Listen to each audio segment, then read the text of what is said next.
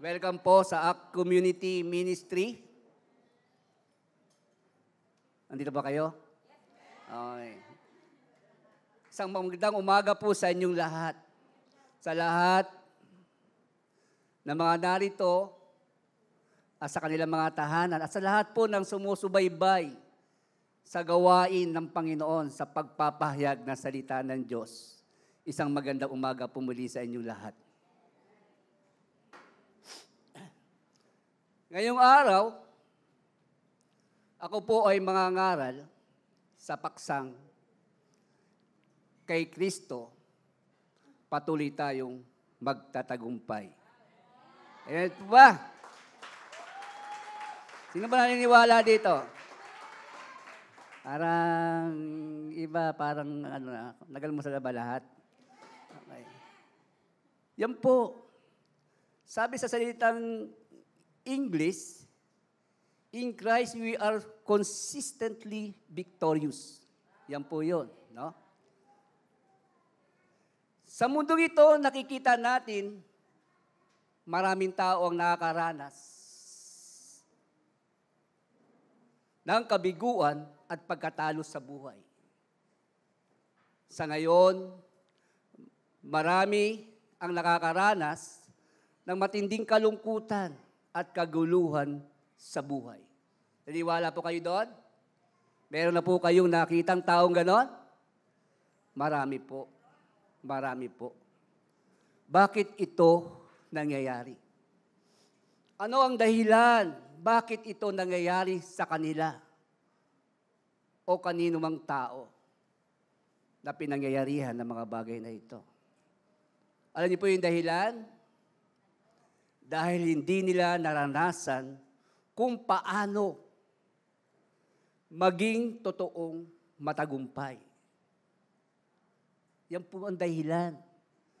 Alam niyo po, ang isang tao kapag hindi niya naranasan kung paano maging totoong pagtatagumpay, ang buhay niya po, mga kapatid, ay lagi lang po daranas ng kabiguan, pagkatalo sa buhay, kalungkutan, at kaguluhan ng buhay. At iba pang mga bagay na pwedeng danasin ng isang taong hindi po niya talaga naranasan kung paano yung totoong maging matagumpay. Yan po yun. Ano po ba ang ibig sabihin ng matagumpay na buhay? Ano po ba ibig sabihin nito? Ito ba ay sa pamamagitan ng marangyang buhay? Ito ba? Ito ba yun, mga kapatid? Alam natin maraming tao ang may marangyang buhay. Pero sa mata ng Diyos, hindi sila matagumpay. Masasabi natin na matagumpay ang isang tao kung siya ay may mataas na pinag-aralan. Ganun po ba? Ito po ba yung pagtatagumpay? O kaya siya po ay kilala, tanyag, no? Sa buhay na ito. No? Ito po ba yung pagtatagumpay? Maaring sa paningin ng mundo, matagumpay sila. Tama po ba? Kasi ito yung pamantayan talaga ng mundo eh. No? Kung ang tao, di ba? Siya ay mayaman, tanyag, no? May pinag-aralan. Sila po ay matagumpay sa kanilang paningin. No?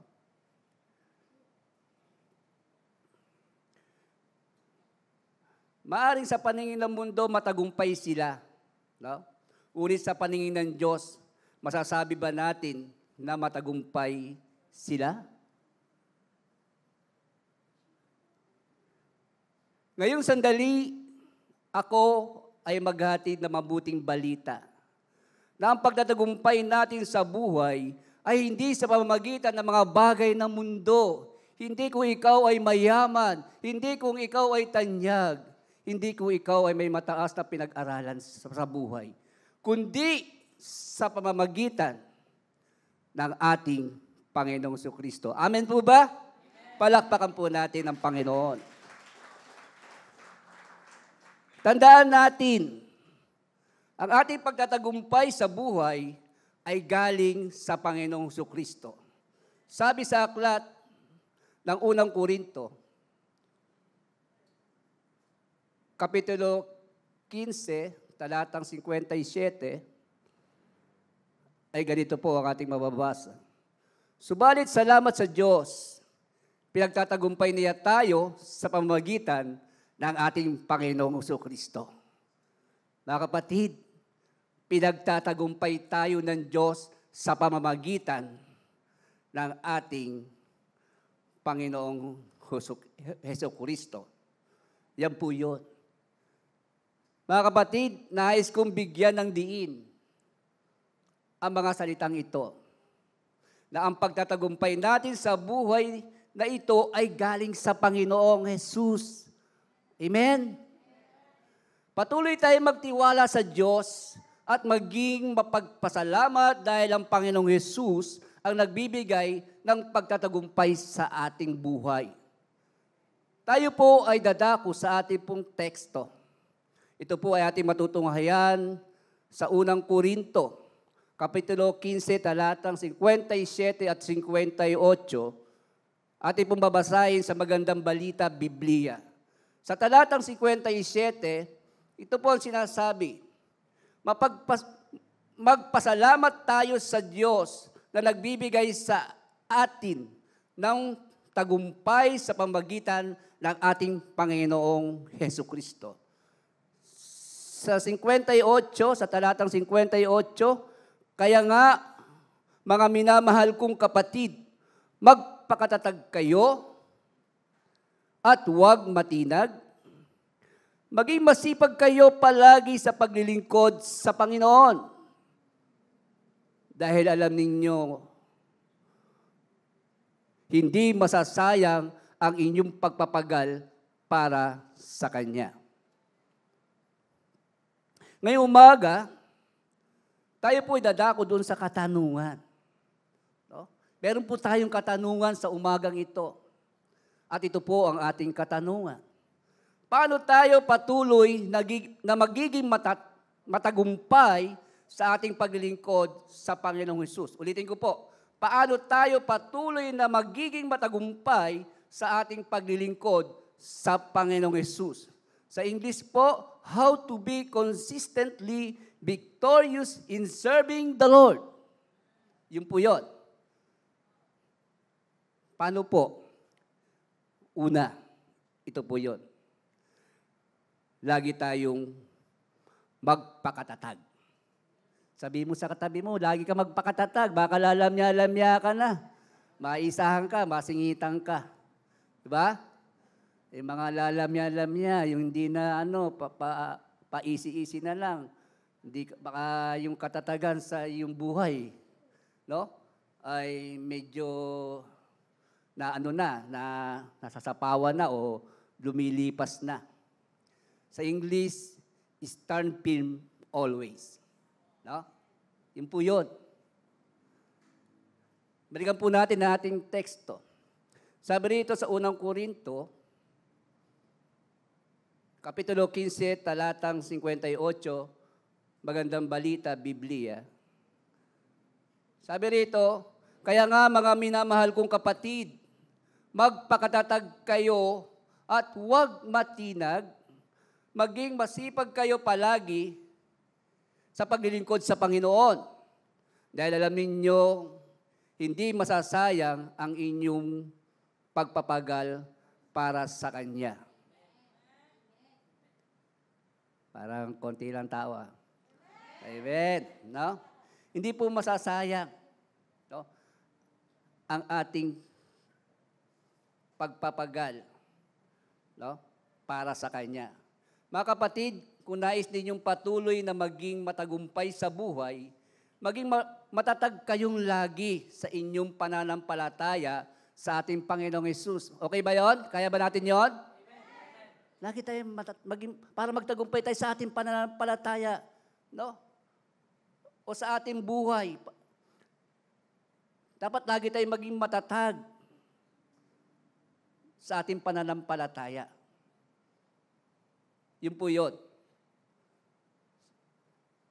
Kapag ang isang tao ay totoong naging matatag sa pananampalataya sa Panginoong Hesus, siya ay hindi mahikayat ng mga maling paniniwala at maling sandigan sa mundo.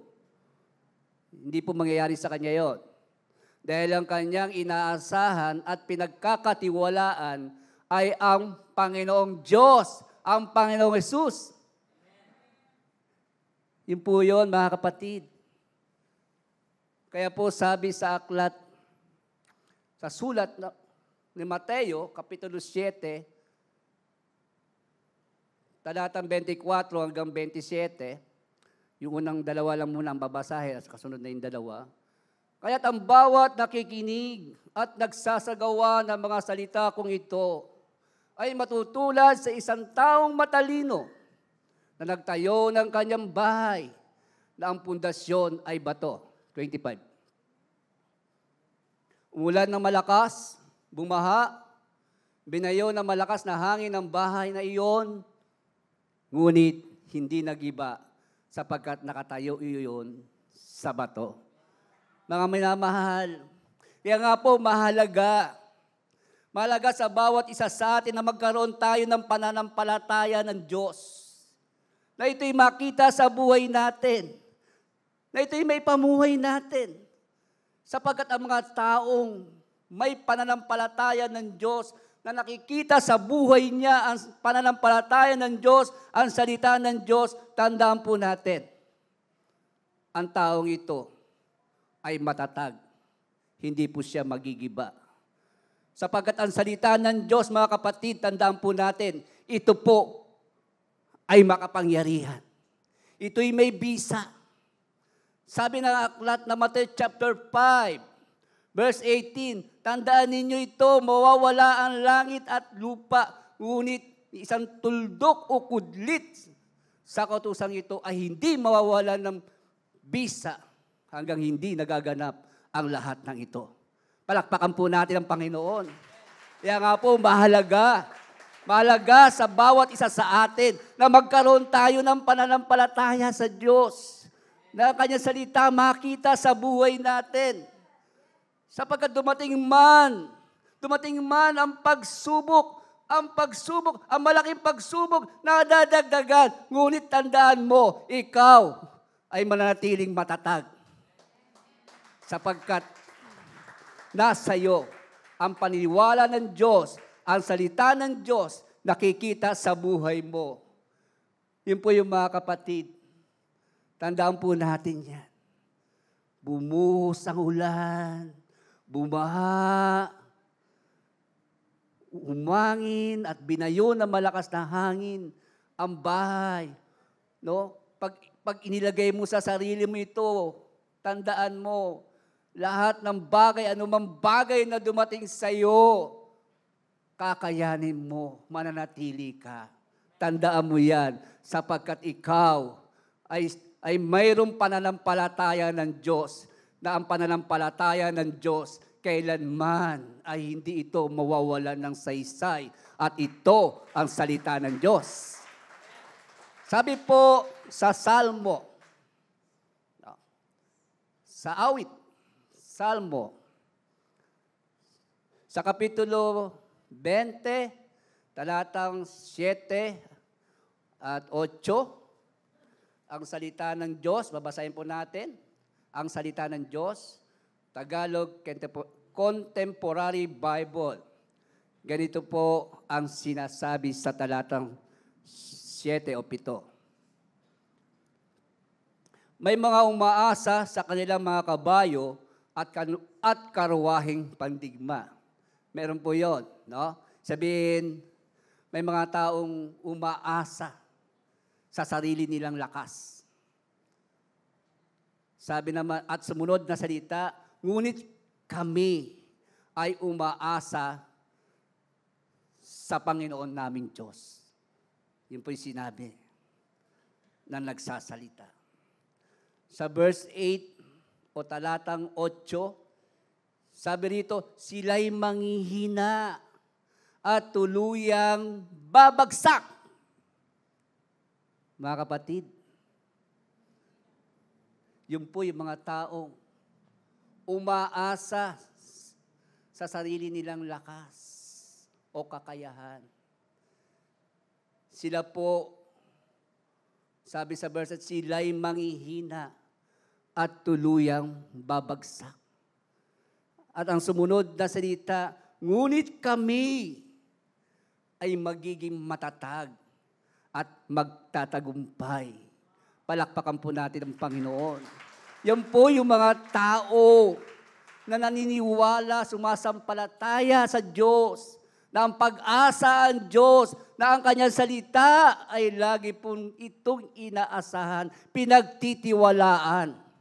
Tandaan mo, lagi kang magiging matatag at patuloy na magtatagumpay sa buhay na ito. Amen? Yun po yun.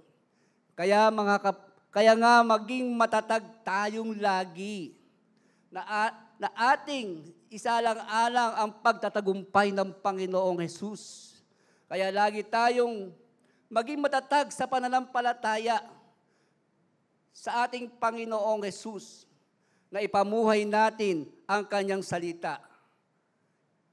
Ito ang magbibigay sa atin ng katatagan na magdudulot ng matagumpay na paglilingkod sa Panginoon.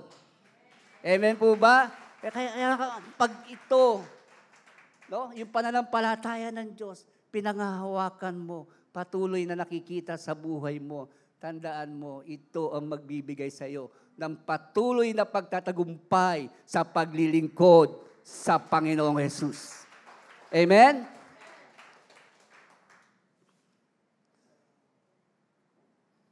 Tayo po ay dumako sa kailawang bagay kung bakit tayo po ay magtatagumpay o patuloy na magtatagumpay sa paglilingkod sa ating Panginoong Hesus. Sabi rito, huwag kayong patinag. Huwag kayong patinag. Baka may natitinag na dyan.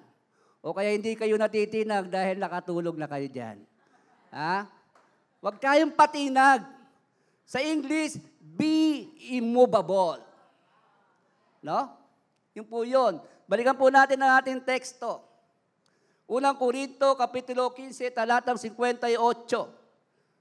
Ang bagong tipan, Filipino Standard Version. Ito po yung ating binabasa. Kaya mga kapatid, kung minamahal, magpakatatag kayo, huwag kayong patinag. Kayo'y laging sumagana sa gawain ng Panginoon. Yamang nalalaman ninyo na hindi mawawalan ng saysay ang inyong pagpapagal para sa Panginoon. Tandaan natin mga kapatid, kung nais nating laging maging matagumpay, huwag tayong patinag o magpagapi sa mga pagsubok ng buhay, kundi patuloy tayong magtiwala sa Panginoon. Okay ba yun? Kaya ba natin yon? Kailangan yung amen na yan, dala-dala natin yan habang panahon. Ha? Kasi sumasang-ayon tayo sa sinasabi ng Panginoon, ng salita ng Diyos. No? Yun po yun.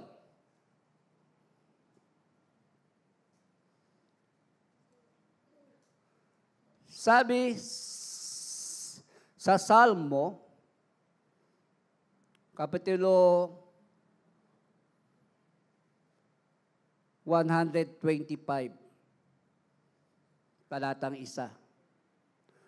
Okay, ang salita ng Diyos, Tagalog Contemporary Bible, ito po natin babasahin. Ang mga nagtitiwala sa Panginoon ay tulad ng bundok na hindi matitinag. Yun po yun. Yan po mahalaga yung pagtitiwala sa Panginoon. Yun po yung magiging katulad natin. No? Kapag nagtitiwala ka sa Panginoon ay tulad ka ng bundok ng Sion na hindi natitinag. Di ka po matitinag. Sa halip, mananatili magpakailanman. Amen?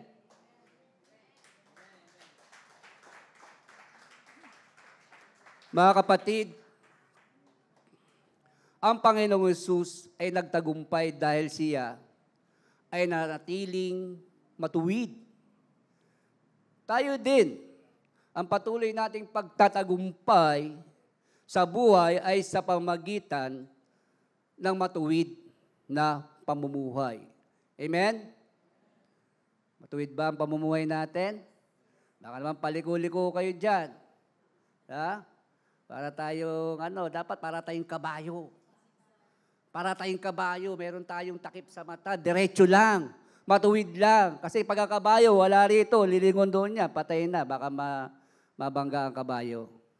Ganun din po tayo. Kapag hindi tayo matuwid, no? Paligo-liko tayo dyan, baka mabangga tayo. Mawala tayo sa focus. Mawala tayo sa pananampalataya. Amen po? Sabi sa mga Kawikaan, Kapitulo 12, talatang 2 at 3, babasahin po natin sa Magandang Balita, Biblia, sa talatang 2, si Yahweh ay nalulugod sa taong matuwid. Yan po. May matuwid ba rito? Meron? Para wala. Nakasakasan nyo, parang mahina ng tenga ko, tumatanda na yata ako. Amen? Okay, narinig ko rin sa wakas. Kasi po, sabi rito, ulitin ko, si Yahweh ay nalulugod sa taong matuwid. Ngunit, sa masama, siya ay nagagalit. Wala dito nun. Kasi lahat yata sumagot sila ay matuwid. No? Kaya po walang kinagagalitan ang Diyos dito, si Yahweh. Kasi siya'y galit lang sa mga taong masama. No? Sabi sa talatang 3, ang makasalanan ay hindi mapapanatag. Naranasan ba natin noon wala pa tayo sa Panginoon? Di ba? Naranasan natin yun. Ako naranasan ko yun eh. Wala akong kapanatagan. Wala akong kapayapaan. Laging may kaguluhan sa buhay ko. Yun po yung naranasan ng taong makasalanan. Ako'y makasalanan noon. Ngunit sumampalataya ako sa Panginoong Hesus at naranasan ko ang pagpapatawad, pagpapalaya sa aking mga kasalanan. Naranasan ko isang muling pagkabuhay, isang bagong buhay na galing sa Diyos. Mga kapatid, ngunit nung ako'y makasalanan pa, naranasan ko ito. Parang ayaw ko nang lumabas ng bahay, natatakot na po ako. Kasi maraming kaguluhan sa buhay ko ang aking pong naranasan, ng aking pong kabataan. Yun po yun, mga kapatid. Ngunit, ang sumunod na salita, ito po yun. Ang matuwid ay hindi matitinag. Kaya nga po pala, hindi na kayo natitinag dyan. Dahil puro kayo matuwid. No? Amen po ba? Amen. Amen. Hindi po matitinag. No? Ang matuwid ay hindi matitinag. Matibay ka. Matatag ka. Kaya nga mga kapatid, tayo ay patuloy na mamuhay ayon sa katuwiran ng Panginoong Hesus. Sapagkat ang taong matuwid, sila ang patuloy na nagtatagumpay sa paglilingkod sa Panginoon. Tandaan mo po yan. Pangawakan mo yan. Ipamuhay mo yan. Dire-diretso lang. Huwag kang liliko. Sapagkat sabi dyan, ang mga taong matuwid po, sila yung patuloy na nagtatagumpay sa paglilingkod sa Panginoon. Amen?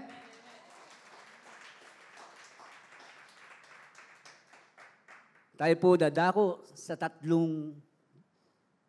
punto o bagay no?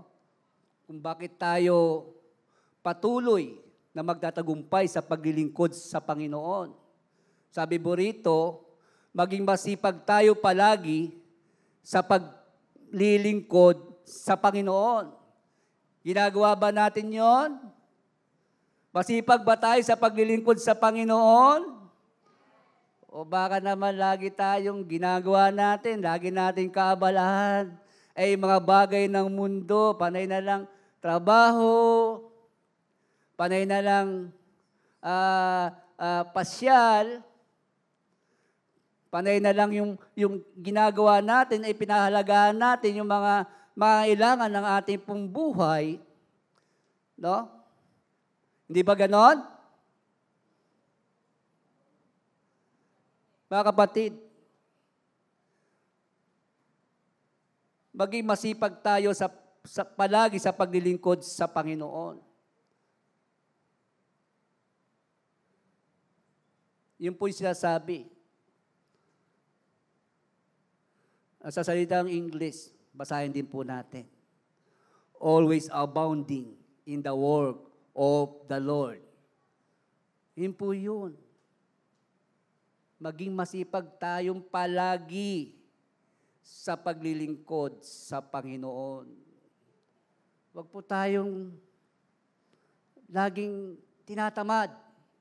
Alam mo yung paglilingkod sa Panginoon, ikaw lingkod ka ng Panginoon, ikaw ay anak ka ng Diyos. Dapat po palagi kang handa eh. Dapat palagi kang nagbabahagi ng salita ng Panginoon, ng pananampalataya ng Panginoon, na yung pagliligtas ng Panginoon.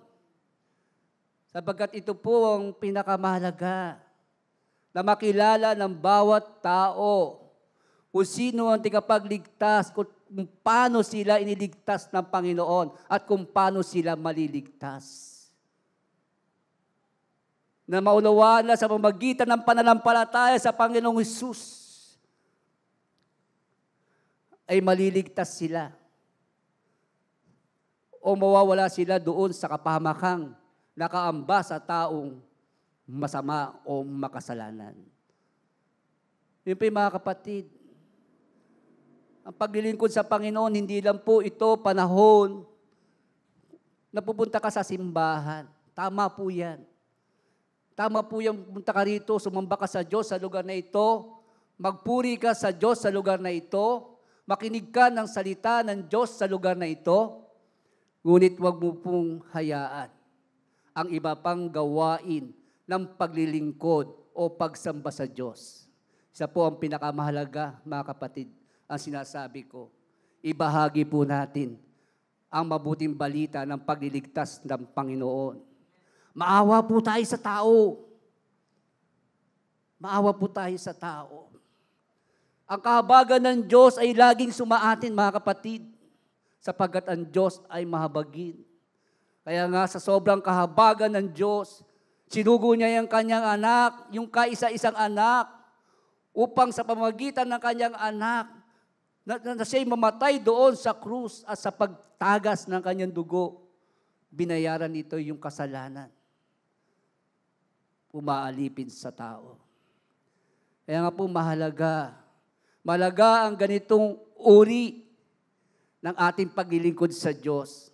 Ito po yung pinakasentro ng ating paglilingkod, mga kapatid. Oo, hindi ka pastor. Oo, hindi ka ebanghelista. Hindi ka mga taong ito. Ngunit ikaw ay anak ng Diyos. At ang mga anak ng Diyos ay namamagitan para sa Diyos, para sa mga tao, mga kapatid. Ito po ang gawain. Ito po yung paglilingkod. Namamagitan ka sa tao na sila'y madala natin sa Panginoon. Amen po ba? Parang tumahimik na. Ayaw na yata maglingkod. Ayaw po natin maging masipag sa paglilingkod. Ito po ang pagiging masipag sa paglilingkod. Yung wala kang tigil. Wala kang tigil sa pagpapahayag ng salita ng Diyos tungo sa kaligtasan. Amen? Balikan po natin ang ating teksto. Sabi rito, sa unang Korinto, Kapitulo 15, talatang 58. Basahin ulit natin sa Magandang Balita, Biblia. Kaya nga, mga minamahal kong kapatid, magpakatatag kayo at huwag matinag. Maging masipag kayo palagi sa paglilingkod sa Panginoon. Dahil alam ninyong hindi masasayang ang inyong pagpapagal para sa Kanya. Mga kapatid, maging masipag tayo sa paglilingkod sa Panginoon. Dahil alam naman natin na ang lahat ng ginagawa natin sa Panginoon ay Kanyang gagantimpalaan. Sabi sa aklat ng Colossus, Kapitulo 3, talatang 23 hanggang 24, at ibabasahin sa ang Biblia. Talatang 23, anumang inyong ginagawa, anuman inyong ginagawa. Tandaan niyo po yan, mga kapatid. Hindi po kasama dyan yung masasamang bagay, ha? Maalala ko lang po, hindi po kasama doon. Anuman ang inyong ginagawa, dahil tayo yung mga anak ng Diyos, sigurado, yung sinasabi rito, yung mabubuting bagay. Ha? Baka naman yung masamang bagay, isama nyo rito, hindi sa Panginoon yon. Anuman ang inyong ginagawa, ay inyong gawin ng buong puso. Gawin nyo po ng buong puso. Yung mga bagay na ginagawa nyo sa Diyos, gawin natin ito ng buong puso. Pag sinabing puso, buong puso, buong pananampalataya, buong pusong pagsasagawa nito. Wala ka pong reservasyon dito sa bawat ginagawa mo. 100% po, buong puso, buong pananampalataya ng Diyos dapat mong gawin sa buhay mo. Yun po yun, mga kapatid. Gawin po natin ito ng buong puso. Nagaya ng sa Panginoon. Na ginagawa natin ito para sa Panginoon. Kapag naglilingkod ka po ng buong puso, mga kapatid, ito'y para sa Panginoon. 100% ng pananampalataya ng Diyos ay nasa buhay mo. Wala ka ng reserbasyon sa sarili mo. Wala na po. Dahil yun ang kalooban ng Diyos. Ginagawa mo ito para sa Panginoon at hindi sa mga tao. Ang paglilingkod natin ay para sa Panginoon. Hindi para kapurihin ng tao. Para hindi ka parangalan ng tao. Hindi po. Para sa Panginoon. Yan po ilagay mo sa puso mo. Ilagay mo po lagi sa puso mo, ang paglilingkod mo ay buong puso para sa Panginoon. Amen? Yun po yun. Sabi sa talatang 24, yamang inyong nalalaman sa Panginoon ay tatanggapin ninyo ang gantimpala. Merong pong gantimpala. Merong gantimpala sa mga taong naglilingkod sa Panginoon. Meron po. Sabi sa sumunod na salita, sapagkat naglilingkod kayo sa Panginoong Hesukristo. Yun po yun. Merong gantimpala sa mga taong nagpapatuloy na naglilingkod sa Panginoong Hesukristo. Mga kapatid, alam po natin yun. Tingnan po natin yung sumunod na salita sa aklat ng Hebreo, Kapitulo 10, talatang 35 hanggang 36. Babasahin po natin sa Magandang Balita, Biblia. Sa talatang 35, 35, kaya huwag kayong mawalan ng pananampalataya sa Diyos, sapagkat dakila ang naghihintay na gantimpala para sa inyo. Yan po, pinatutunayan na po sa atin. No. Huwag po tayo mawawala ng pananampalataya. Lagi po yung pananampalataya ng Diyos. nasa buhay natin, ipamuhay natin. Alam niyo po, sapagkat, sabi rito, dakila ang naghihintay na gantimpala para sa inyo. Dakila po ang naghihintay para sa atin. Sabi sa verse 36, kinakailangan kayo'y magtiis upang masunod ninyo ang kalooban ng Diyos at matanggap ninyo ang kanyang ipinangako.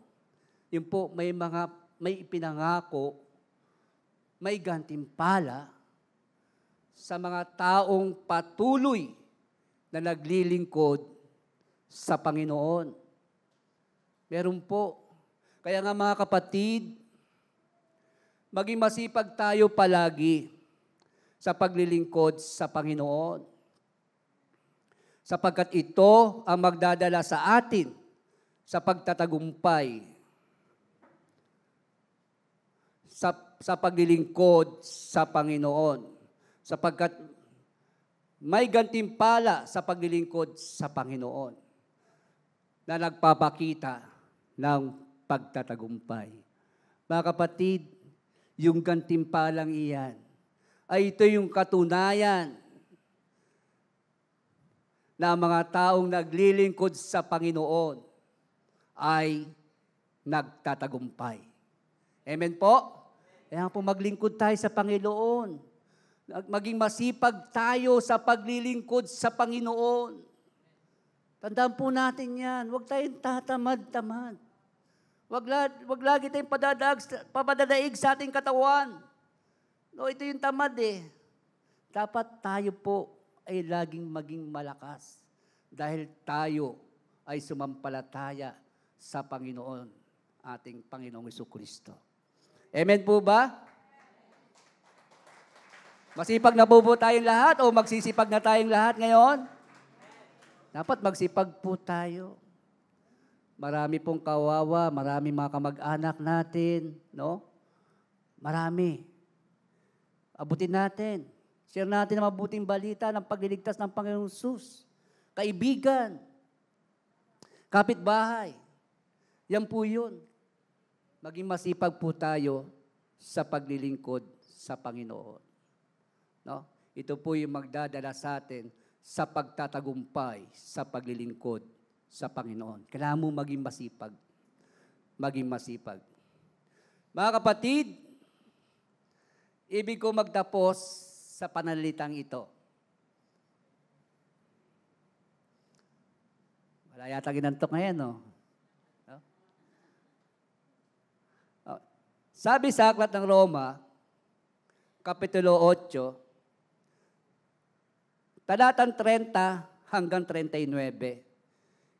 Ito po'y babasahin ko sa inyo. Sabi rito, ang mga pinili niya noong panguna ay kanyang tinawag, at ang mga tinawag ay kanya ring pinawalang sala, at ang mga pinawalang sala ay kanyang binahaginan ng kanyang kalwalhatian. Kaya mga kapatid, tayo'y pinawalang sala. Pinawalang sala ba kayo? Oo, pinawalang sala tayo dahil sumampalataya sa Panginoong Hesus. Binahaginan ka po ng kalwalhatian ng Diyos. Meron ka po. Kaya nga po, humingi ka sa Diyos, hingin mo yan. No? Sabi rito sa sumunod, ano pa ang masasabi natin tungkol dito? O ang Diyos ay panig sa atin. Sino ang makakalaban sa atin? Sumunod, kung ang sarili niyang anak ay hindi niya pinagkait sa halip ay binigay para sa ating lahat, hindi kaya niya ibibigay ng masagana sa atin ang lahat ng bagay. Tandaan niyo, wala pong kakulangan sa Diyos. No? Walang kakulangan. Ang anak niya nga ibinigay para sa ating kaligtasan. Yan pang mga bagay sa mundong ito. Sumunod, sino ang makakapagharap ng paratang laban sa mga hinirang ng Diyos? Gayong ang Diyos ang nagpawalang sala sa kanila. Kaya nga po, ligtas ka na. Magpatuloy ka lang sa pananampalataya. Sumunod, sino ang hatol upang sila'y parusahan? Si Kristo Jesus ba na namatay Ngunit higit sa lahat ay muling binuhay at ngayon ay nasa kanan ng Diyos upang mamagitan para sa atin. Tandaan niyo po, si Jesucristo ang Panginoon natin. Nasa kanan ng Diyos at siya ngayon namamagitan sa atin. Sumunod, sino ang makapaghiwalay sa atin sa pag-ibig ni Kristo? Ang kaguluhan, kaya ang kapighatian, pag-uusig, pagkagutom, kahirapan, panganib o kamatayan? Sunod, ayon sa nasusulat, dahil sa inyo'y buong araw kaming pinapatay. Turing nila sa amin ay mga tupang kakatayin lamang. Sumunod, hindi. Sa lahat ng mga ito, tayo lalong higit pang matatagumpay sa pamamagitan niya na nagmamahal sa atin. Sumunod, sapagkat natitiyak kong wala makapag-iwalay sa atin sa kanyang pag-ibig. Kahit ang kamatayan o ang buhay, ang mga anghel o ang mga pamunuan at ang mga kapangyarihan, ang kasalukuyan o ang hinaharap, ang kataas-taasan, ang kailaliman, ang alinmang nilalang ay hindi makapaghiwalay sa atin sa pag-ibig ng Diyos na ipinagkaloob sa atin sa pamamagitan ni Kristo na ating Panginoon. Kaya nga mga kapatid, ang ating pagtatagumpay sa buhay na ito ay walang iba kundi sa pamamagitan ng Panginoong Jesucristo. Sapagkat wala na pong pagkatalo. Wala kang pagkatalo kung ikaw ay nasa Panginoong Jesucristo. Ikaw ay patuloy na magtatagumpay sa buhay na ito at tatanggapin mo maging ang buhay na ipinangako ng Diyos dahil sa ikaw ay nagtagumpay sa buhay na ito. Kaya mga minamahal kong mga kapatid, lagi po nating tandaan yan. Ng ating pagtatagumpay sa buhay, tayo ay patuloy na magtatagumpay sa buhay sa pamamagitan ng ating Panginoong Jesucristo. Tayo pong lahat ay yumuko.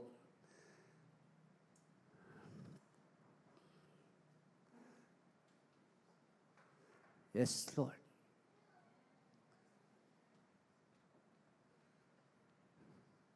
Sa araw na ito,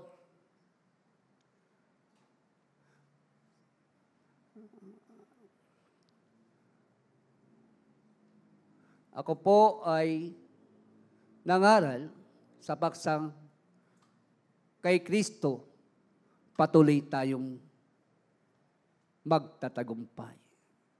Yan po ang totoo. Na kay Kristo ang tanging pagtatagumpay ng bawat tao. Kaya't ang kailangan ng bawat tao ay walang iba, kundi ang Panginoong Jesucristo. Wala na pong iba. Wala na pong iba. Kaya nga kung wala sa iyo, o alam mong wala sa iyo, sa puso mo, na ikaw hindi pa sumampalataya sa Panginoong Jesucristo, kailangan mo siya upang magtagumpay ka sa buhay na ito. Sapagkat ang mga taong wala sa Kanya ang Panginoong Jesucristo, siya po ay wala pong magagawa sa buhay niya. Patuloy siyang babagsak. Siya po ay hindi makaka-recover o makarecover man sandali. Ngunit ang mga bagay na talagang kabuuan ng tuluyang pag-angat sa buhay, hindi mo mararanasan. Sapagkat tanging sa Panginoong Jesucristo lamang tayo ay patuloy na magtatagumpay. Kaya nga, sa mga taong alam mo, malalaman mo kung ikaw wala sa Panginoon. Sapagkat ang mga taong sa Panginoon ay siya pong matagumpay sa buhay.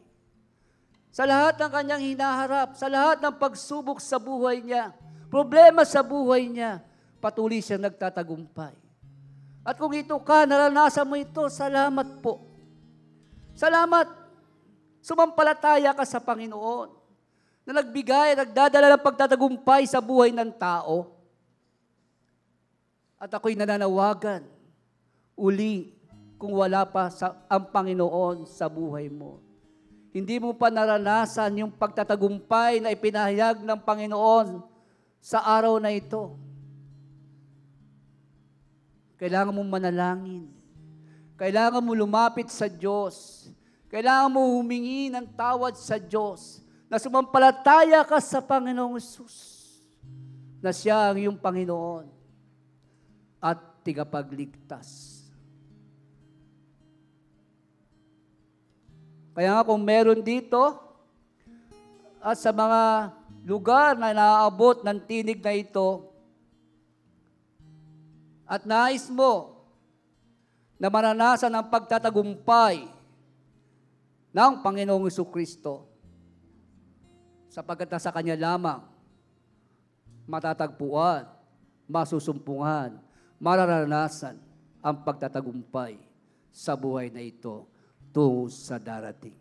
Wala na pong iba. Kaya po kung ikaw yan, ramdam mo, lagi kang talunan, lagi kang bigo, isa lang ang masasabi ko, kapatid, kaibigan, kailangan mong tanggapin ang Panginoong Jesucristo bilang siyang Panginoon mo at ikapagligtas mo at makakaasa ka sa simula ng iyong pagtanggap sa Panginoong Hesus. Sa simula ng pananampalataya mo sa Kanyang pangalan, ikaw ay makakaasa na sasamahan ka niya, na lagi Kanyang pagtatagumpayin sa lahat ng pagsubok o kahirapan sa buhay mo. Kaya nga po, kung ikaw yan, kahit hindi mo na itaas ang iyong mga kamay, o ikaw ay nasa malayong lugar, sumunod ka lang sa panalangin ito. Sundan mo po ito. Ama naming Diyos, salamat sa iyo. Salamat sa pagliligtas mo, sapagkat ipinadala mo ang iyong sugo, ang iyong anak na si Jesus, na minamahal mong anak upang ialay, ihandog ito para sa aming mga kasalanan. At dahil dito, sa pamamagitan ng kanyang dugo, napatawad kami sa aming mga kasalanan. At napalaya nga kami sa mga kasalanan ito. Kaya sa oras na ito, nais ko maranasan yung kapangyarihan ng kamatayan ng Panginoong Hesus na binayaran niya ang mga kasalanan ng lahat ng taong sumampalataya sa Kanya.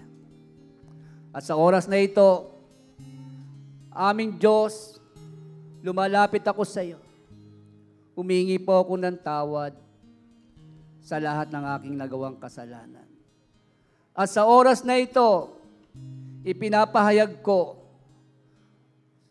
ang Panginoong Hesus ay aking Panginoon at tigapagligtas, na siya na ang mamamahala sa aking buhay at hindi na ako ang masusunod sa buhay ko. Maraming salamat, O Diyos, sa kapatawaran, sapagkat may katiyakan ang pagliligtas mo sa pamamagitan ng pananampalataya sa iyong anak na si Jesus. Salamat po, O Diyos.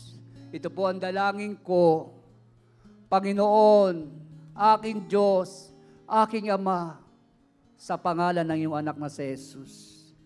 Amen. Amen.